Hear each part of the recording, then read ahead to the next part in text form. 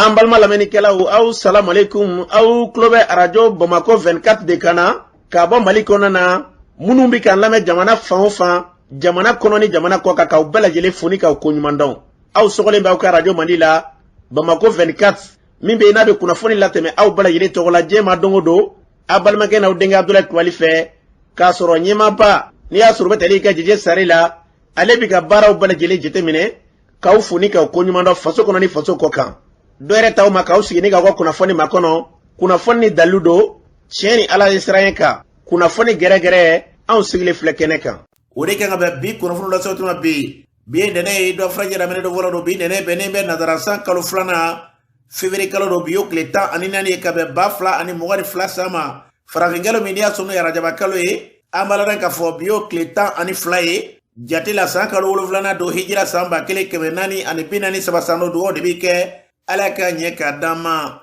bakurunba fɔla bi kunnafoniw filɛ k'aw ladɔn k'a fɔ sigikafɔba min kɛra an ka jamana kɔnɔ na o commission ba min n'i y'a sɔrɔ o sigira sɛbɛnfura minnu tun bɛ yen n'i y'a sɔrɔ o bɛɛ lajɛlen kɛra commission min sigilen tun b'o kama olu ye gafe minnu kɛ o gafew fara ɲɔgɔn kan juma don ni ka t'o di Mali ɲɛmaaba ma kulubakaw fɛ yen kunnafoni ye ɲɛfɔli k'o la an ka jamana kɔnɔ na suraselakaw bɛ wulikajɔ la nin waati na alamisa tɛmɛnen na jamana lakanabaaw ni balo dɔ donna kɛrɛnkɛrɛnnen i ka dɔn k'a fɔ fabakurakaw fɛ min kun kan ka taa fabakɔrɔ ani ɲancɛla o ko kɛra cogo jumɛn la kunnafoni ye ɲɛfɔli k'o la sibiridenw kurumarikaw fɛ yen an b'a ladɔn k'a fɔ kurumangbe yɔrɔw la min ye boso dɔw ye minnu tun bɛ ka taa mɔnikɛyɔrɔ la maa duuru bonyanko tun don u ni jarwala tigilamaw kɔni u n'olu sera ɲɔgɔn ma kunnafoni ye ɲɛfɔli k'o la kulu dɔw y'a yira k'a fɔ ko kalo min n'a bɛna don o kɔnɛ na kulu bɛna bɔ o kalo in kɔnɛ na o kuma min bɛ sen na fasoden dɔw y'a yira k'a fɔ ko bibi na hakila min b'u ma k'a dɔnnen bɛ kunnafoni ye ɲɛfɔli k'o la sirabakan gasara dɔ kɛra 3e pont sanfɛla la juma don kunnafoni ye ɲɛfɔli k'o la kunu wɛrɛkaw ka jamanatigi n'o ye Alassane Dramane Ouattara ye ale ni anw ka jamana minisiri ɲɛmaa kɔrɔ kumakan dɔw bɛ bɔlɔlɔ sanfɛla la bi k'o y'olu kumakan ye o ko bilala sɛgɛsɛgɛli bolo k'an ka jamana kiritigilamaw fɛ kunnafoni ye ɲɛfɔli k'o la ninnu de bɛna ka kunnafoni kumaba ye bi ka fara kunnafoni wɛrɛw bɛna fara kan ka lasɔmɔ balimakɛ n'aw denkɛ Abdulaye Kulibali Ala ka ɲɛ ka d'an ma kunnafoni an b'a daminɛ ka lɔn k'a fɔ sigikafɔba min bɛ yen n'i y'a sɔrɔ o kɛra an ka jamana kɔnɔ na commission min n'o ye jɛkuluba min tun b'a ko kunna olu y'u ka sɛbɛnfuraw bɛɛ lajɛlen ta k'a kɛ gafeba ye ni ka taa di jamanatigi ma kulubakaw fɛ min bɛ yen n'i y'a sɔrɔ o kɛra i ka dɔn k'a fɔ juma don o kɛnɛ kan min ye kulu yɛrɛ ye ciden minnu taara n'i ka dɔn k'a fɔ gafe in ye o cidenw na Mariam Traoré u bisimilala Assimi Goïta fɛ n'o ye Mali ɲɛmaaba ye Mariam Traoré ale ye kuma min fɔ a sen fɛ o filɛ. Président ni premier ministre y'a nommé don min na pour k'an ka baara kɛ wagati mun tun fɔra an tun siranna an kana se ka kɛ ka don o wagati kɔnɔna na alhamdulillah an ye baara kɛ a kɛra o kɔnɔna na baara ɲɛna an taara an tun jɔrɔ la k'an tɛ se ka taa yɔrɔ o yɔrɔ Mali kɔnɔ an sera ka taa yen bɛɛ la maliyɛnw y'u hakilina fɔ fɛn o fɛn fɔra o bɛɛ de kɛra rapport ye synthèse ye o de nana di fama ma bi fɔlen ninnu lawaleyali o de bɛna daminɛ sisan. Ni ye Mariam Traoré ye ale tun ye ciden kɛnɛ kan jamanatigi n'i y'a sɔrɔ Mali ɲɛmaaba bɛ yen colonel Assimi Goïta ale yɛrɛ gafe minɛ jamanatigi ye kuma min fɔ kɛnɛ kan o filɛ. O gafe mun dira baara bɛna k'o kan komi an y'a ɲini maliyɛnw ka laɲini ka sabati mun b'a to jamana bɛ gɛlɛya mun na jamana bɛ se ka bɔ gɛlɛya kɔnɔ cogo min na o laɲini mun kɛra gafe kɔnɔ o de baara bɛna bila sen kan ni Ala sɔnna ma don nataw la a bɛna kɛ o bɛna jɛkulu dɔ bɛna sigi sen kan o jɛkulu mana lajɛ ani gouvernement ka lajɛ laɲini minnu ɲinina maliyɛnw fɛ mun b'a to jamana bɛ se ka sen kura ta cogo min na ka lajɛ o laɲiniw bɛ se ka bila sen kan cogo min na ni minnu bɛ se ka kɛ kalo 1 kɔnɔ kalo 2 kɔnɔ san 1 kɔnɔ fo ka taa fɔ a ko kɛra ka ban mun b'a to maliyɛnw bɛ Mali kura ko mun nɔfɛ o bɛ se ka sigi sen kan cogo min na donc hali bi n bɛ maliyɛnw fo ka cɛsiri la mɛ maliyɛnw fo u bɔra jamana ko la k'u ni ce u n'u yɛrɛ ye n y'a ye k'a fɔ ko ni kumakan kɛra gouvernement de ye i cɛsiri mun b'a to ni maliyɛnw bɛ se ka hakilina cogo min na o de na ni CEDEAO ka gɛlɛya ye maliyɛnw kan mun b'a to u ye gɛlɛya dɔ sɔrɔ gɛlɛya min b'a to u tɛ se ka bɔ ka taa u ka jamana nin kɔnɔ Mali kɔ kan parce que gouvernement ko fɔ kuma di maliyɛnw ma mun b'a to maliyɛnw bɛ se ka hakilina ta cogo min na parce que tant que maliyɛnw ma kuma gɛlɛya in tɛ se ka kɛlɛ a mana kɛ cogo cogo n'i y'a mɛn ko président jamana de b'i bolo n'i y'a mɛn président jamanadenw de bɛ yen n'o jamanadenw ka laɲini ma sabati o jamanadenw ka hakɛ ma d'u ma o yɔrɔ jamana t'i bolo. Ni bɛ tali kɛ Mali jamanatigi la a fɔra cogo min na an ka jamana basigi na lafiya fasoden bɛɛ lajɛlen bɛ k'i bolo mana b'o nɔfɛ bi jamana in bɛ se ka kɔlɔsima cogo min na yarabi Ala siraw sira bɛ na n'o ye ka Mali bila stratégie jelengelen nga jamana basigi lafiya ala ka nga jamana blo mene kono namburai ambalora ka fo jumado seraban kasara do kira 3e pono e Bamako ponza bana yi u kera ka do ka fo kasarai ga kasara mindoni mabse ka fo anaka jastra buena katima mashibaka min gera la ni suja ko makoni ni matola nga mado jongina akera sutara mado ikado ode fe yasa ka pratique dama mi akena bado eno ikali damele ale ba nyefanye angalame kali damele abenanne temeto ande mo yasansita donc sutara won boraga bi mo folo me la safe rogone le donc muso munu ba gona demsene munu ba gona ko moli masika faga moli wulle ndo chauffeur ga yara borane yara jole nyana bo ba gona mena ma chauffeur ga jati parce que moli wulle ndo aba gazole bo donc ne la safe demsene fitin fla ba gona donc no la bo chauffeur ga yara kilime ne bulu mais flana yar ne go dama ne ma nyala ble atarna se fla ba na sutara ko fela wa ni chero pour que mo ga se ga bo jamana commencer ga parce que moli bina mo jojo donc jama de chara ma wa antaro mi mon tikala ko do on takara ne ma nyala ble moli mi ga jenga di apere tira sa wan tikala ka do ko wara de gara mon tikala ko do mais moli woni bina ndere nyi wala nyana abe ga bo ba ko fere troisième pona abora ga bi maintenant kan shi afa côté ma do mo ni ma tola mo do jogina la mais ambe do ke ala ko lu kena ninga batali ke kali damele afura chuma ambe do ke kasara yarabi ala kan kisi kasara manga jamana kono namburai abalona ka fo nyono marabulo kono na faba koroka fe kamni sangaja gele koni anu done tumbe koswe gele mini ya suru ngele mesoni ka ambar ko sigiuka kuga dugu yere kasega datu utita yoro shi utibo wa mati doe mati boy wele kumblala kwa chichama ngona na alamsa tumenina jamana la kanaba uni balo chama uyu kunda faba koro ani dugu meno yenyanchelai ku kunda ni balo yenga ngairela ka fo balo nungwani ambalona ka faba koro kau olu ye chama zoro nga nyankela ka kunu ma fen sura fulo yasa ka pratika di ama modi bo sama ke ba molo ne wati na ne ka e jone ka bomeni neto moro sama ke ne bo fo korla moro sama ka e kuna fon sura ko alam sado ko jamana la kana ba ukraine na mali sura sela ka ku ye wuli ga jobba ke ka tanyo na faba ko ka saka ta bolo badi ka to di dugula ma ako kera chodi ha able o kera ni so jabba alam sa sama duwa wuli ka ta anga point la ko intigla ka na le ku na le ni bali andara point la le ka banya la ni ka ku don mawli ko ni ajana ka ko mol segi le point o segira na anga bali ku ta bla fa kurala kalma ke balo ko ba nyuru na nyuru woni ya alla ni ko be ga am segi don doy ay magi ni ki balo do anga balo ko na be no segi do ato bla la fa kurala ma chama ngon don alhamdulillah amu fuku barkada gal bi am de me ni fe mu wonnana a jarani a benama parce que du de ben so jara ali biamo ni soja kono gali ba ma nyinu so ko angulo mageni bolu toy sera ko boni bana wato doy bana wato ko na bemma bo bana wato be an sonu sera ko angulo mageni na bana wato to no feka ko ni abijan ko fe u ya jana ka ko bole na na fo koro ani nyanjira di kamo le tera nyala bolu meta ang ma ko era mun ni nyala cha jane baw lu fle ang ne le ni ku fe ko tablo ko shuku ka ku sega tai u ko bi shi fo koro lo tara shi angu manu she so ma fe u dija to bega ku silge tanya ala bolu bla no gara on da to me fo koro la an rumu do kono na kono parce que amaro nu bore dron mo nu ma yo bino bo shira senger wati nere wiri la senger ka pone ku tara bo nyaala bolu kon kilema do nyaala ko ali nyo pani kele amata nyaala wallahi ala ko ti wa amet de mo ngona nyaala bo nyako awoni billahi ni ku fe kin tle uga ngulu magali yo mo ngoni kamu foku barkada kera jaranya jarayda ngali biamia ni fo ku ka ngulu mangi nyaala bolu metare anda tombe to kurala ablale bi nous sema que na nguru to do bu janye drem duguga lama bi chukodi o konte kamu bora do do ga marfatia gadiga wala tigama nu kami tratu bora do do ga marfatia al kunungo nana mungu tia ve ano kite misoro mina urla o kera kunungo an woni bede kuna foni munu me kuna foni nun kara do la drema ga an woni mu ye folore an woni ye muna nana deme mun dama dongo drema ta jara ko ka fatu de ama ti na gouvernement ko amu foku wala ma do ala kanu deme ugu dijan na kerla mega me mo fe bololo ka ko an yoro labla an yoro me labla abla ere ba ko kalama ni ko fora la mun e tata kele gro tekni o ko dlale were ama ni bele jele te malde chamana mtuma bele jele ki akil tierra yoro beno na ke gele adugura mo di ba yoro be na no dugura mo kelundi kan ngafo mekta sigi ezo ka ani andinu nga ka foko yoro labla abna do fara an gele adika pati aw mati mo di ba onu nana kana libere ka sura me libere amella fiya cedro abke tumare ko o chamai vraiment an b'a ɲini u fɛ u k'u kunnafoni to an yɛrɛ bolo gɛlɛya b'an minnu kan gɛlɛya n'an y'a fɔ cogo min na a bɛ ten n'an y'a nɔgɔya fɔ cogo min na a bɛ ten bilahi hali bi n'i kun b'an maliforo kɔnɔ sisan i kun bɔ i mɛtiri 100 ta ni mugu bɛ ci yɛrɛ k'i ta k'i se i ka kuma tu walahi ko libérer la libérer ko kuma bɛ se ka fɔ an ɲa n'i y'a fɔ an ye i b'a dɔn an ni cɛ ka jan ɲinɛ n'i y'a fɔ an kɛrɛfɛ an mun bɛɛ kɛ dina walahi a tɛ se ka fɔ an dɔlen ɲinɛ an ko banabaatɔ dɔw bi yɛrɛ f'a bɛ kasi kɔ sumagu bɔ n'a ye n'u b'a fa sira fɛ k'u fa sira walahi an bɛ sɔn an y'a kuma bila ka dɔɔnin kɛ dɔrɔn mugu daminɛ na ko sɔrɔsiw ka ɲɛmaaba selen ko a ni dodo ka ɲɛmaa ye ɲɔgɔn ye ko a kɛra nisɔndiyakoba ye kosɛbɛ kosɛbɛ kuma ɲɔgɔnya kɔnɔna mun tɛmɛ n'u ni ɲɔgɔn cɛ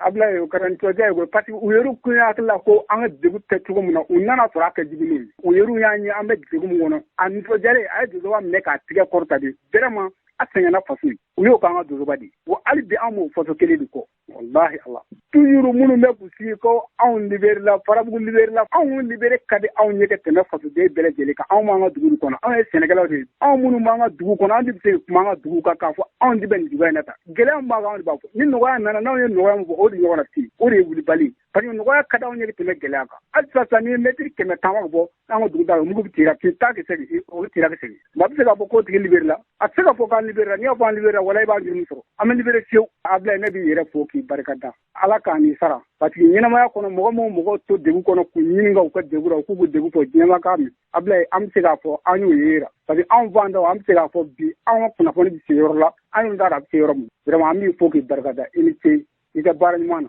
ala k'i sara ni nga batali ka Modibo Samakela an bɛ fɛn min fɔ jamana in kɔnɔ nin bɛɛ lajɛlen tɛ dɔwɛrɛ nɔfɛ dɛ an ka tɛgɛrɛ fɔ min bɛ yen n'o kɛra an k'o fɔ k'o jabajɛya min bɛ yen n'o ma kɛ an ka n'o fɔ a bɛ kɛ sababu kɛ kɔlɔlɔ se maaw ma u ka sigi u yɔrɔ la an bɛ dugawu kɛ bi bi an ka jamana lakanabaaw u bɛ wulikajɔ min na Mali kɔnɔ na o dogolen tɛ maa si kelen na bi lakana kama k'u fɔ k'u tanu k'u barikada o la nka min ma kɛ an ka sabali an ka n'o fɔ a bɛ kɛ sababu ka gɛlɛya se yɔrɔw ma ka tila ka maaw bila fujeni minɛ kɔnɔ an bɛ dugawu kɛ wulikajɔ ninnu bɛ senna bi jamana in basigi na lafiya an dalen b'a la k'a bɛna bila o sira kan ala k'a kɛ ten n'an bɔra ye an b'a dɔn k'a fɔ farabukaw fɛ yen kabini i ka dɔn k'a fɔ kununko kari u dara kari min kan an b'a dɔn k'a fɔ jamana lakanabaaw donna ka taa balo di ye o ni sisan cɛ farabugu nɔgɔndugu i ka dɔn maaw bɛ nisɔndiya la k'a fɔ n'a sera ka labila o bɛna diya maa caman nka hali bi farabugu kɔnɔna na i ka dɔn ka farabukaw tɛ se ka taa yɔrɔ la fɔlɔ wa maa tɛ se ka don farabugu kɔnɔna na min ye sibiri dɔw yɛrɛ ye farabugu kɛrɛfɛ dɔgɔfiri marabolo kɔnɔna na farabugu fanfɛlaw la dugu min bɛ n'a wele ko kurumangube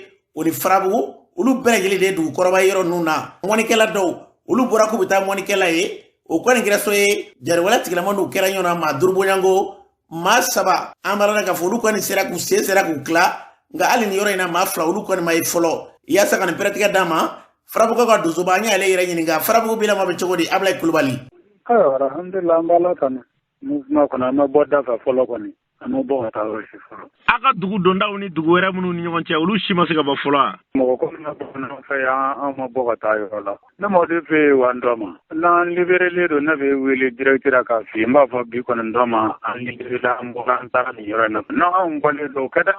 kunun in bɛ dɔgɔ feere ta kibaruya mɛn wa dɔgɔ feere boso minnu taara mɔnikɛla boso mɔgɔ 5 u taara jadisi ninnu sɔrɔ buwa cɛ la fala kɔnɔ u ye mugu ci u la kunu kuran bɛ fan fɛ mɔgɔ 3 kɔni nana ale bi nin yɔrɔ in na mɔgɔ 2 mɛnna fɔlɔ u ma ye kunu donsow taara u ɲini wula fɛ u m'u ye ko nin yɔrɔ in na kunnafoni si mɛn dɔw na yɔrɔ i bi dara k'a fɔ de yɔrɔ de mɛ bila ni yɔrɔ bilalen da a ti kɛ tan ale bɛ san ka dugawu kɔni kɛ bani ala k'a ɲɛ ka dan ni alisilamɛw ma dɔrɔn ala k'a ban balolen ɲɛna ne ko jara ko n dan ye ka tɛmɛ kutigi kɛ i bɛ mɛn k'i sago dɛ bɛn bilalen kɛ dɛ anw ɲɛ ka sago olu minnu filɛ u b'a fɔ kaw n'a bila mɛ bi anw nafa min b'o la o t'olu kaw an bɛ min sɔrɔ anw yɛrɛ ni ala cɛ dira an b'o dɔn ale bɛ san ka dugawu kɛ bani ala k'a ɲɛ dɔn na sika t'a e ta in de ye wulibali ye a tɛ falen ta in de ye wulibali a tɛ falen parce que b'a minɛ a sun kɔrɔ de ye e y'a minɛ mɔgɔ wɛrɛw gansanw na ten na k'u ko u ko in kɔni jɛni b'u ko dɔn maa si tɛ k'u ko kɔrɔ koyi an k'u jɛ k'u to yen bani ne ma ko b'i hasiden kɛ ko in na ala k'u malo ye ala ka juguw malo an bɛɛ lajɛlen yarabi juguw de ka kuma don minnu tɛ fɛ an ka libéré dɛ olu de b'a fɔ an libéré la pour que juguw bɛ se ka fanga sɔrɔ wa ala k'an kisi u tɔɔrɔ ma sisan baloko kɔni talen lafiyaw donna baloko sira la baloko kɔni alhamdulillah an b'a fɔ alhamdulillah fɔlɔ ni a kun da mɛ janya kojugu a ka fisa yɛrɛ de mashallah ne tun bɛ tali ka farabugu donsoba kana nin bɛɛ lajɛlen tɛ dɔwɛrɛ ye dɛ foli ni tani bɛ ta ka ɲɛsin lakanabaaw ma u taara ni balo min ye ka tila ka ɲini hali bi u bɛ laban min na kungo kɔnɔna na dɔwɛrɛ tɛ dɛ ka se ka farabugu labila o ye nisɔndiyakoba ye ka ɲɛsin maliden bɛɛ lajɛlen ma an bɛ fɛn min fɔ ka segin a kan k'a bɔgɔla dɔn an kana fɛn fɔ fɛn min n'a ma kɛ a bɛ kɛ so ɲini ka gɛlɛya se maaw ma yarabi ala farabugu labila bi ka taa mali gɛlɛya ban pewu an balana k'a fɔ kumakan min bɛ yen ni bɛɛ lajɛlen bɛ k'o kɛ nisɔndiyakoba ye bi an bɛ dugawu kɛ yɔrɔ ninnu kana bilali ala k'u kana bila ka sɔsɔli bɔ a la sanko basigi lafiya min n'an b'o nɔfɛ o bɛ se ka sabati cogo min na n'an bɔra yen an balana k'a fɔ an ka jagokɛlaw kɛrɛnkɛrɛnnen ka bamakɔ suguba kɔnɔna na jagokɛlaw ye fara ɲɔgɔn kan dɔ kɛ dɔgɔ fara ɲɔgɔn kɔnɔ na o sen fɛ maa caman tun bɛ kɛnɛ kan min b'u fɛ fasoko la bi ka se k'o kɛ laseli ye a kɛnɛ kan min ye kulu ɲɛmaa ye Ibrahima Mayiga ale ye kuma ta kɛnɛ kan a ye kuma min fɔ o filɛ. n'an wulila tuma o tuma dɔw bɛ sɔrɔ ka kuma dɔ fɔ an ma ko commerçants donna politiki la commerçants bɔra politiki la politiki ye mun ye politiki ɲuman bɛ yen a juguman bɛ yen mais an bɛ dugawu de kɛ ala k'an kisi politiki juguman ma an bɛ dugawu de kɛ ala k'an kisi politiki bɔgɔjuguw ma an bɛ dugawu de kɛ ala kana politiki bɔgɔjuguw ala k'u bɔ an si la ala k'u ye an ka du kɔnɔ parce que maa minnu don ala t'u fɛ mɔgɔjugu politisiyɛn jugu dɛ ala t'u fɛ kira t'u fɛ jamana yɛrɛ t'u fɛ u dangalen don an b'a fɔ kɛnɛ kan yan kosɛbɛ an b'a fɔ an k'a kɔrɔ talen parce que ni kumana a b'u tɔɔrɔ u tɛ dɔwɛrɛ dɔn pilɛti dɔgɔ de pilɛti u kana kɛ pilɛti ma dɛ u ka taa an kɛ kasobɔ kogo dɔ ye an cɛlen don n'a ye an ka jamana in ka jɔ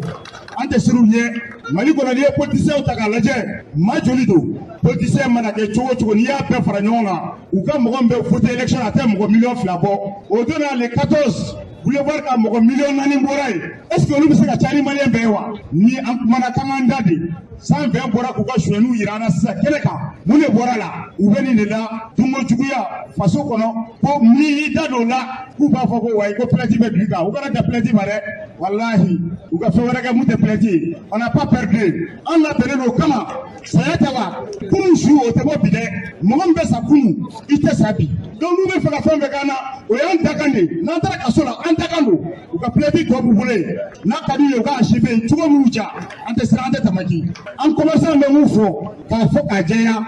an ko nin transition in an b'a kɔ gɛlɛya mun bɛ transition ko in na bi an b'a dɔn ka tɛmɛ bɛɛ kan mobili minnu bɛ yen n'u bɛ frontière la bi anw de ka minɛnw b'a kɔnɔ mobiliw fana y'an commerçants de ta ye mais an ko an jɛlen don an ko ka nɔgɔya na ti jamana kɔnɔ parce que président Assimi Goïta an ma deli k'a ɲɔgɔn président ye Mali la an m'a ye wa an tɛna ɲɔgɔn ye. Ni bɛ tali kɛ Ibrahima Mayiga la kulu in u ka fara ɲɔgɔn kan kɔnɛ na yɛrɛwolo tɔndenw an balana k'a fɔ olu tun bɛ kɛnɛ kan Adama Jara bɛɛ le cerveau ale yɛrɛ kuma ta kɛnɛ kan ale ye tɛgɛ ŋɔni ɲɛsin ko maa dɔ b'a fɛ ka gɛlɛya ta ka ɲɛsin furajɛla fanga ma wa ni ala sɔnna ma ko a kɔni n'a jara k'a bɛ dan dalen ye Adama Jara bɛɛ le cerveau ye kuma min fɔ kɛnɛ kan ye o filɛ. An bɛɛ tulo b'a la tile fila in na ko ultimatum ko le 25 mars ko n'o sera ko ɲɛmɔgɔ tɛ Mali la tugun ko marabaga t'a la k'u bɛ muruti farida hakilima surunyala k'a yira dɔrɔn munna u taar'u sɔnni sigi le 25 mars ka mun na c'est parce que baara dɔ de bɛ ka kɛ kɛnɛma ani so kɔnɔ an bɛ se ka sɔn kelen de ma bi le 26 mars Mali kɔnɔ bɛɛ b'a dɔn tariku la don jumɛn don c'est la journée des martyrs don min na a fɔra ko ka surasi fanga lajɔ n'o tun ye Musa Tarawele ka wagati ye jɔn ye Musa ka héritier ye u ko Choguel Kokala Mayiga o ye Musa ka héritier ye o tɛmɛnen kɔfɛ u ko Assimi ninnu ye surasiw ye donc le 25 mars ka taa bila le 26 mars kɔnɔ a kɔrɔ ye mun ye fanga ta ni IBK lajɔ kɛra joli kelen ma bɔn Bandaw lajɔ kɛra joli kelen ma bɔn ka t'u bala 26 mars la c'est pour appeler à un bain de sang a kɔrɔ de joli ka bɔn min bɛ se ka doni da autorité ɲɛmɔgɔ ninnu k'u wa kelen tɛ nin baara in na a kibaruya bɛɛ sɔrɔlen don bilahi a civil kunda a kibaruya bɛɛ sɔrɔlen a surasi kunda a kibaruya bɛɛ sɔrɔlen wa kɛnɛma u ni Faransi min b'a baara la a kibaruya bɛɛ sɔrɔlen ka na Niger kɔnɔ a diinɛ ɲɛmɔgɔ kunda a kibaruya bɛɛ sɔrɔlen ka tɛmɛ Ivoire fɛ ka tɛmɛ Sénégal fɛ bilahi tous les renseignements sont au rendez-vous et on attend seulement qu'ils tentent de passer à l'acte u kɔnɔlen dɔrɔn de don bilahi u b'a ɲini k'u bɛ passer à l'acte mais ɲan'o cɛ an kɛra feereladen dossier kɔni o b'a sɔrɔ o baara cira an fana b'o dɔn dɛ caman bɛ kɔfɛ mandat d'arrêt boli tɛ dangɛ dɛ boli tɛ dangɛ justice k'a ka baara lateliya a k'a lagan o wagati de fana ye nin ye au même moment olu bɛ k'u labɛn nkalon kan k'u bɛ jamana fili au même moment tiɲɛ kan u ye min da jamana kan o labɛn de bɛɛ sabatilen don pour que u ka t'u tɔw sɛgɛrɛ u tɔ minnu bɛ yen u ka t'olu sɛgɛrɛ catiribɔlaw u bɛ ka guerre civile de laɲini Mali kɔnɔ walayi bɛn de san ils pensent que u bɛna miliyari minnu bɔ u bɛna miliyɔn caman minnu kɛmɛ caman minnu bɔ k'o bɛ se ka mɔgɔ dɔw kunkolo ɲagami ka bɔ pour que joli ka bɔn jamana kɔnɔ an ka bila gɛlɛya dɔ kɔnɔ min na u kɛlen ka fɛn o fɛn boloda a bɛɛ dɔnnen don n ko le Mali n'est pas la Côte d'Ivoire peuple ivoirien ma dɔgɔyama tɛ c'est pour dire que France ka armée wulila ka taa palais bombarder ka Gbagbo labɔ ka Ado sigi qui n'a jamais été élu depuis qu'il est né o de bɛ ka kuma k'a bɛ démocratie kuma fɔ n ye kabini a wolola a ma gagné a ma deli ka kalata yɛrɛ gagné diɲɛ kɔnɔ o de bɛ ka démocratie kuma fɔ anw ɲɛna quoi. Un seul avion français ka munumunu Kuluba sanfɛ ou bien ka munumunu Kati sanfɛ ah Maliens si jamais n'o tentera wallahi billahi talahi an b'o laban dɔn article 22 de ko an ka constitution na ko la défense de la patrie est un devoir pour tout citoyen anw de ka drapeau la vert ko an ka sɛnɛfɛnw or ko an ka dugujukɔrɔ nafolomafɛnw rouge ko dɔw de sɔnna k'u nin di kunu a ka fɔ bi ko Mali ko bi dɔw fana sɔnnen don k'u nin di pour que a bɛ fɔ sini Mali bilahi on est prêt sur tous les plans si tant an bɛ k'u makɔnɔ wallahi an labɛnnen don a bɛɛ kama mais an mana don mois de mars kɔnɔ sisan an bɛna fɛn dɔw kɛ u k'an ka brigade dɔw ye u ɲɛ la u k'a dɔn k'ali u ni surasiw tɛna ɲɔgɔn ye u bɛn'o brigade minnu ye u ɲɛ la wallahi u b'a dɔn k'an ma i bɛ ka gɛn catiribɔ la k'an tɛ tulonkɛ la an mago b'an faso de la wa sira min taara an bɛ taa n'a ye a bɛɛ ni Ala na kira cɛ an bɛ taa n'a ye jusqu'au bout jɔlen kuma tɛ yen n'u m'o mɛn n'u ma nin kuma in mɛn nin ye kangarimadakan ye u bɛ se ka bɔ k'a kɛ menasikan ye an t'an sigi faso denjugu k'an ka jamana ta ka di kɛnɛma jugu ma tugun o banna jɔnni kunnani bɛ kangaridakan mɛn nka n'u ma nin mɛn wallahi ils vont regretter pourquoi ils sont venus au monde u bɛ nimisa kun jumɛn na u nana diɲɛ kɔnɔ a bɛɛ ni Ala cɛ u bɛ nimisa mun na u nana diɲɛ kɔnɔ. ni tɛmɛtali ka dama jɛra bɛn le cerveau jamana in basigi na lafiya o bɛna sira o sira fɛ Ala ka n ka jamana bila o minɛ kɔnɔ n'an bɔra yen an balana k'a fɔ kulu min bɛ yen n'a tun yirala k'a fɔ k'o bɛna sigi an ka jamana kɔnɔ a kɛrɛnkɛrɛnnenya police territoriale o kumakan min tun bɛ sen na fatɔden dɔw y'a jira k'a fɔ k'o min kɛtɔla filɛ n'o kɛra k'a bɛ kɛ sɔrɔ ne ka gɛlɛya dɔ bɛ yen ni k'o ɲɛsin an ka jamana ma a kumaw cayara o min kɛra jamana ɲɛmɔgɔ y'a jira k'a fɔ k'u ye hakilila in bɔ a ma fɔlɔ o waleya min kɛra ministre bɛ an ka jamana kunna n'o ka baara ɲɛsin bɛ mara cɛma bɔli ma n'i y'a sɔrɔ u bɛ tɛrɛ kɛ colonel Ablaye Mayiga la ale ye baara in yɛrɛ a bɔra a ma cogo jumɛn de la ale b'a ɲɛfɔ an ye an ka lamɛn. police territoriale ye mun ye pour que ka se ka lakana sabati k'an sinsin o kan kosɛbɛ an ka maire minnu bɛ yen ou bien président du conseil régional minnu bɛ yen ka polisi dɔ créer mun bɛ u dɛmɛ kosɛbɛ lakana ka se ka sabati an ka dugu kɔnɔna la o de ye police territoriale yɛrɛ nafama ye mais u ka baara ye mun ye police nationale u b'o mɔgɔw de dɛmɛ pour que n y'a fɔ cogo min na lakana ka se ka sabati ka ɲɛ an ka jamana bɛɛ kɔnɔna la o de ye police territoriale yɛrɛ kunba ye initiative bɔra Mali gouvernement yɛrɛ la marisi kalo tile 25 san 2020 gouvernement ye initiative ta conseil des ministres tɛmɛlen kɔfɛ ministère de l'administration territoriale ani décentralisation o kɛra ministère ye mun a baara dilen bɛ a ɲɛmɔgɔya dilen bɛ ministère mun ma fɛn wɛrɛ bɛ yen police territoriale accord pour la paix et la réconciliation issu du processus d'Alger o fana b'a kofɔ ko ka police territoriale créer fan bɛɛ donc je crois que o bɛɛ de y'a to ni initiative ninnu taara mais n bɛ mun fɔ ka gɛlɛya kosɛbɛ autorité de transition a initiative ma bolo la an nana sɔrɔ dossier bɛ tabali sanfɛ mais n y'a fɔ cogo min na jamana baara kunkelenna kelen de don k'a fɔ ko nin gouvernement tɛmɛlen nin ye mun kɛ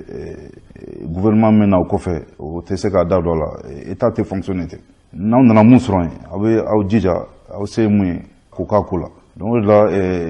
autorité de la transition a kɛra gouvernement ye a kɛra CNT o de la an da don police territoriale ko kuma la parce que n y'a fɔ cogo min na gouvernement san marisi kalo tile 25 2020 olu y'a adopté conseil des ministres la n'a adoptera conseil des ministres la a kɛra cogo cogo f'a ka tɛmɛ CNT mɔgɔw bolo olu fana k'u hakilina fɔ a la o de b'a to a bɛ se ka kɛ sariya ye CNT bɛ session extraordinaire la avec gouvernement ka décret fɔlɔ ta sariya dɔ ta k'a fɔ ko CNT k'u miirina ta fɔ la mais comme a kuma cayara an ka jamana ɲɛmɔgɔ yɛrɛ ye a laɲini k'a bɔ a la fɔlɔ pour que an ka se k'a ɲɛfɔ mɔgɔw ye k'a ɲɛ mun don. ni kuma deli kɛ ministre Abdoulaye Mayiga la a fɔra cogo min na an bɛ dugawu kɛ jamana in kolo suma bɛngɛnya bi sabata ni ɲɔgɔn cɛ fɛn fɛn n'o bɛ kɛ jamana ɲɛtaa sira ye ala ka kelen nabɔla yɛlɛ bolo sira kan n'an bɔra yen an balana k'a fɔ bi bɔlɔlɔ sanfɛla la kumakan dɔ bɛ yen n'o kumakan in n'a yɛrɛlen bɛ k'a fɔ ko wɛrɛkaw ka jamana kuntigi Alassane Dramane Ouattara ale ni Mali ministre ɲɛmaa kɔrɔ dɔ n'i y'a sɔrɔ u bɛ tali kɛ Dr Boubou Cissé la k'olu kɔni kɛlen bɛ ka kumaɲɔgɔnya kɛ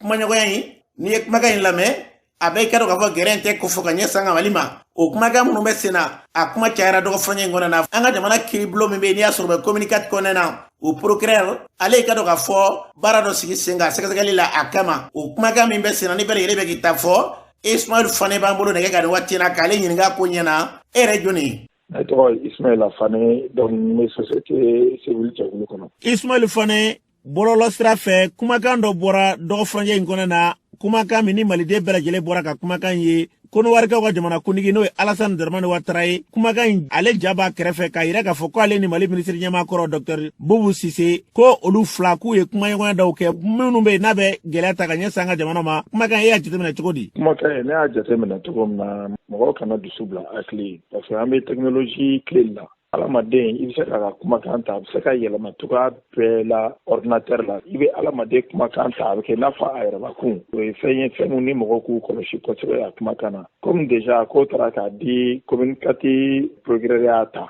a bɛ parquet mɔgɔw bolo olu bɛ ka étudier fɔlɔ o cadre kɔnɔna la an b'a fɔ mɔgɔw ye u k'u kɔlɔsi a ko la kosɛbɛ kosɛbɛ Alassane ye jamana ɲɛmɔgɔ dɔ de ye jamana ɲɛmɔgɔ dun ka entourage o tɛ ko denni a ka service sɛgɛrɛw b'a bolo a ka communication n'o y'a ka kumakan ye o bɛɛ jateminɛlen don a bolo maaw de talen don kɛrɛnkɛrɛnnenya minnu b'a suit a ka gɛlɛn kosɛbɛ ni erreur façon ka se ka jamana ɲɛmɔgɔw sɔrɔ u ka téléphone nɛgɛjuru sira kan fɛn fɛnɛ an ka premier ministre kɔrɔ fana maa min ye premier ministre a kɛ jamana kunturu i b'a ye k'a fɔ a tɛ se ka kuma fɔsɔ n'o ta bɔlɔlɔ sira kan ten k'olu fɔ nɛgɛjuru sira kan k'olu fɔ ten a dun b'a dɔn tigitigi ale bɔra jamana kɔnɔ kadiri min kɔnɔ donc a b'a dɔn tigitigi a yɛrɛ surveiller don Mali service sɛgɛrɛw fɛnɛ fɛ donc a kuma ka ca ne bɛ mun fɔ dɔrɔn a ka jateminɛ komi a bɛ justice ka bolo kan maliyɛnw an ka lajɛ an ka jateminɛ ni justice y'a bila yɔrɔ min na an k'o ma kɔnɔ fɔlɔ mais n bɛ mun kɔni fɔ u bɛ ka dɔgɔyama minnu ta ka Côte d'Ivoire président sɛgɛrɛ Ivoirien den caman bɛ yen minnu bɛ ka an dɛmɛ ni kɛlɛ la donc a kana kɛ sababu ye mankan ka don an n'u ni ɲɔgɔn cɛ plus i bɛ ka dugu dɔ président dɔgɔya ka se niveau dɔ la finalement jamana dɔw yɛrɛ bɛ révolter donc u ka o kuma ninnu u ka hakili to kuma ninnu na kosɛbɛ n'i ta bɔlɔlɔ kumaw fɛ k'i bɛ mɔgɔ accusé dɔrɔn a bɛ kɛ baara ye munna ne bɛ ka nin bɛɛ fɔ ɲɛmɔgɔ minnu b'an kunna n'u y'a dɔn tigitigi ni maa fila n'o ye Alassane Côte d'Ivoire président ye o ni an ka premier ministre kɔrɔ n'o ye Dr Boubou Cissé ko tiɲɛ don i b'a ye k'a fɔ a kumakan tun bɛ ta an ka chaîne nationale yɛrɛ kan ka enquête mener a ko la donc justice tun b'a ta a mɛn comme procureur yɛrɛ y'a ka rôle ci parce que procureur fana ka rôle ye nin dɔ de ye k'a lajɛ ni fɛn min bɛ jamana kun kan donc a y'a ka baara de kɛ donc comme a bɛ kiiri tigilamɔgɔw ka bolo kan n b'a ɲini maliyɛnw fɛ u ka commentaire ba dabila fɔlɔ fo tribunal ka tila a ka baara la n'olu y'a bila cogo min na n'an kana ka réagir an bɛ réagir mais a kɔni kana kɛ kɔlɔlɔ ye vraiment ani an balima ivoiriyɛnw ni ɲɔgɔn cɛ an ka teli kuma na an mana fɛn fɛn bɔlɔlɔ sira kan an bɛ kɔn k'an da don kow la k'a sɔrɔ a bɛ se ka wolo kɔlɔlɔ min an t'o dɔn o kuma la suguya dɔ ye jumɛn i b'a ye k'a fɔ maa dɔw bɛ yen u bɛna bɔlɔlɔ sira kan k'a fɔ ko Farabugu libéré la Nɔnɔla Lamini libéré la i bɛ tila ka duguladenw dɔw sɔrɔ hali o don yɛrɛ e ka émission yɛrɛ la dɔ y'a fɔ dosokuntigi n'o ye Kulubali ye a y'a jira k'a fɔ ko fɛn minnu bɛ ka jira Facebook sanfɛ o ni mun bɛ tɛrɛn kan ko kelen tɛ donc n'u b'u kɔlɔsi u bolo k'u bɛ ka an ka jamana ɲɛmɔgɔ minnu b'an kunna transition na k'u bɛ k'olu dɛmɛ alors que u bɛ ka Mali tɔ dafiri de ka an juguw caya parce que ni kuma fɔra dɔrɔn a taa fiɲɛ fɛ diɲɛ bɛɛ de b'a sɔrɔ bon n'a ma kɛ tiɲɛ ye i bɛ ka taa mɔgɔ minnu miiri i jugu ye k'a sɔrɔ i jugu tɛ a kuma bɛ caya donc Farabugu ta ye o seere dɔ ye. ni ka batali kɛ Ismaël Fane na a y'a fɔ cogo min na an ka fɛɛrɛ balalen kɛ maa b'i fan jɛgɛw ni sogo la k'a sɔrɔ i ma kolo kari ka tɛgɛ da cɛ ɲɛ k'a sɔrɔ i bolo ma sɔn a ɲɛ na o y'a kunba de a fɔra cogo min na an ka kow jateminɛ a kana kɛ ten n'an y'a mɛn dama walima an y'a ye ten an ka wuli k'an jɔ k'a bila minɛ dɔ kɔnɔ k'a sɔrɔ a ma kɛ ten fɛn fɛn basi lafiya ye sariya tigilamɔgɔw b'a la k'o waleya min kɛ ka se ka sɛgɛsɛgɛliw kɛ ala k'a ko dangɛnɛmaya jamana in basigi o bɛna sira o sira fɛ ka se ka maliden bɛɛ lajɛlen bila o sira kan n'an bɔra yen an b'a la k'a fɔ CEDEAO ale kɛlen kɔfɛ ne ka gɛrɛn tɛ ta ka ɲɛsin an ka jamana ma bi y'a tile 35 bɔɲɔngo ye gɛlɛya min n'a bɛ sen na dɔw fɛ fɛnw b'a la ka yɛlɛ dɔw b'a fɔ ko jagokɛlaw don jagokɛla dɔw b'a fɛrɛ k'a fɔ k'olu b'a sɔrɔ cogo min na olu b'a feere ten de lafiyabugukaw fɛ olu ka sugufiyɛ kɔnɔna na maa dɔw b'u hakili di an ka dɔw ka sira lamɛn. ɲɔ yɛrɛ juguyara n'a bɛɛ o min bɛ sɛnɛla fɛ kaba bi 4,500 an tun bɛ 3,700 mɛ kaba bi 4,500 saɲɔ o yɛrɛ ka jugu n'a bɛɛ muso bɛ mɔgɔ sɛgɛ mɛ ni i cɛtɔ ni n'u bɛ baara la i bɛ jateminɛ kɛ n'o tɛ tuma bɛɛ dun o dun nasɔgɔ min bɛ di la a t'a bɔ la a bɛ taa dɔw yɛrɛ bolo e de b'a kɛ la bon u bɛ t'i yaala fɔlɔ k'i munumunu ka segin ma ka na ko tiɲɛ ko a bɛɛ kɛlɛ. An ka fini an b'a san 100 a bɔra 100 la ka na kɛ 120 ye k'a kɛ 130 sisan nɔ fɔ 150 ya hali ne yɛrɛ ni kiliyanw ni ɲɔgɔn cɛ parce que ne tun b'a suma cogo min na donc n'i y'a sɔrɔ gɛlɛya la i b'a feere gɛlɛya kelen na donc kiliyanw t'a fɔ u b'a fɔ ko komi a bɛ ka san i bɛ k'a juguya de an bɛ yan bila ni dɔ farala kan an fana bɛ dɔ b'a la de o ye diyagoya ye n'an ma dɔ b'a la an ye wari min don a la an t'o sɔrɔ a la o. bon Mali sukaro a dun a fɔra an ɲɛna ko 100 don mais tiɲɛ la a bɛ ka taa prix min na a tɛ se ka feere 100 dɔw ye 5,000 yɛrɛ ye an b'a ta o la dɔw ye 4,800 8,900 donc o tɛ se ka feere 5,000 la donc o de kama caman kɛlen don k'ale feere jɔ. Amaribo kɔni nana jamana gɛlɛya sɔrɔ jamana in kɔnɔ yan dɛ sinon balo kɔni n'a sɔrɔ balo bɛ prix min na ale bɛ an m'o prix kelenw de la yen nɔ an bɛ ka sanni k'o prix kelenw de la Amaribo nana gɛlɛya sɔrɔ dɛ ni wuli cogo bɛ sɔrɔ o la an bɛ o ɲɛɲini de. ni bɛ tali kɛ jagokɛla dɔw kana lafiyabugu dɔgɔfiyɛ la a fɔra cogo min na jamana in basigi yarabi ala k'o sabati n'an bɔra ye CEDEAO ka gɛrɛntɛ min taara ka ɲɛsin an ka jamana ma an ka kuluba min bɛ yen n'a bɛ wele ko conseil économique social ale ɲɛmaaba n'i y'a sɔrɔ ye Yakuba Katile ale ko jamana si ma deli ka yɛrɛma hɔrɔnya sɔrɔ n'a ma gɛlɛyabaw kɛ ka tɛmɛ Yakuba Katile kuma min fɔ an ka lamɛn. Ka fɔ maliyɛn bɛɛ lajɛlen hali sisan an bɛ kɛ jɛ k'an tɛgɛ di ɲɔgɔn ma diɲɛ foyi tɛ kɛ ni gɛlɛya t'a la n'i ye diɲɛ lajɛ bi fɛn fɛn bɛ k'a fɔra o ma o ye puissance ye o ye waati dɔ gɛlɛya ye yan'o kɛ se kɛ puissance ye bi o kɛra chinois fɛ yen o kɛra alemans fɛ yen o kɛra russiw fɛ yen o kɛra faransi ye caman ye révolution dɔn révolution kɛra jamana caman na caman ye colonisation fana dɔn après u libéré la kɛ bɔ o bɛɛ lajɛlen la mais u y'u engagé de u y'u jɔ jɔyɔrɔ de la a mɛ mɛn kɔsan na ne bɔra Russie jamana na u kɛ musée dɔ bɛ yen ko musée de l'armée ne taara an taara ka taa yala u ye fɛnw jira n na deuxième guerre mondiale 39 fo ka na se 45 ma min kɛra a kɔnɔna na gɛlɛya nana ka na don a kɔnɔna na jamanaden min nana k'i yɛrɛ engagé i kɛra engagement façon ye e kɛ baara kɛ min bi n'a nafa bɛ se ka se sɔdasiw ma k'u dɛmɛ u kɛ combat kɔnɔna na yalasa i kɛ jamana bɛ se ka bɔ b'o la cogo min n y'a ye yɔrɔ dɔ la denmisɛn fitinin san 11 a tun bɛ dɔgɔtɔrɔya baara kɛ pikiri kɛ mɔgɔw la parce que a tora a ba nɔfɛ a ba kɛ baara y'o ye u y'a fɛngɛ na a san 11 a y'a baara ɲɛdɔn k'a kɛ i b'a ye a yɔrɔ dɔ la bɛɛ lajɛlen hali n'a sɔrɔ e ye journaliste ye e fana kɛ kan i kɛ communication kɛ cogo min bɛ se ka jamanadenw lafaamuya u kɛ wuli k'u jɔ k'u tɛgɛ don ɲɔgɔn bolo kɛ dusu d'u kɔnɔ pour que la u se ka jamana dɛmɛ jamana kɛ bɔ la b'o mɔgɔw ye donc a kɛra sira fɛn fɛn bɛɛ lajɛlen wula k'i jɔ k'i engagé mais a lajɛ militairement aujourd'hui jamana min bɛ Russie ɲɛ o jamana o man ca dɛ a don ni bi cɛ o mɛ ɲin'a kɔ k'a fɔ n'i y'a mɛn ko i ye jamanaba ye fo k'a sɔrɔ i kɛ défense force de b'o la i bɛ se k'i yɛrɛ kana i bɛ se ka mɔgɔ dɛmɛ fana ko kana ni bɛnkɛni kɛra o tigi kan mais n'o se t'i ye i kɛ puissance bi kɛ tɔ ka jɛ donc vraiment il faut k'an ka faamuya k'a fɔ jamanadenw an bɛɛ k'an tɛgɛ don ɲɔgɔn bolo bɛɛ sago tɛ se ka sɔrɔ tile kelen bɛɛ tɛ se ka diɲɛ fɛn kelen ma ɲɔgɔn fɛ mais an ka kan ka min faamuya o de ye k'a fɔ jamana y'an ta ye n'a tiɲɛna a bɛ tiɲɛ an bɛɛ ye n'a ɲɛna fana a bɛ ɲɛ an bɛɛ ye e min tɛ a ɲɛni baara kɛ n'a ɲɛna i bɛ bɔ a tɔnɔ ma e min m'a ɲɛni baara kɛ n'a ɲɛna i bɛ bɔ a tɔnɔ e min bɛ k'a baara kɛ fana k'a kɛ ɲɛ n'a tiɲɛna i b'a degun ye min fana hakili b'a la a kɛ tiɲɛ n'a tiɲɛna o fana b'a degun ye donc an ka taa tiɲɛni sira la an ka taa ɲɛni sira la mɔgɔ si kana bila kɛrɛfɛ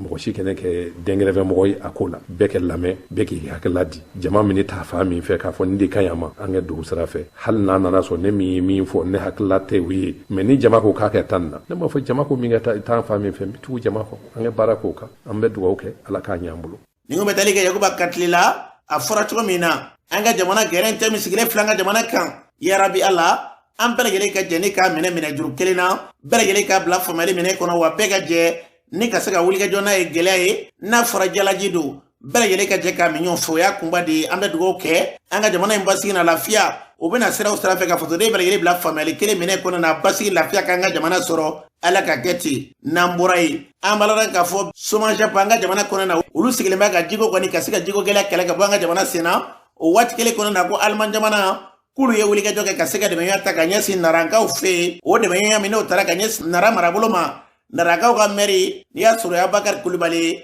ale ɲininkara an cɛkaɲɔgɔn Abubakari Kulibali yɛrɛ fɛ yen n'o ye masasi ye u ye baro kɛ jiko kan kuma ɲaga minnu fɔra maire fɛ an ka monsieur le maire an ka maire lamɛn. Enabel n'o ye Belgique ka projet ye vraiment u bɛna ka ji baara min k'anw fɛ yan a bɛna nafaba de las'anw ma a nafa parce que an b'a dɔn Sahel de don gɛlɛya fɛn fɛn b'anw kan jiko gɛlɛya de don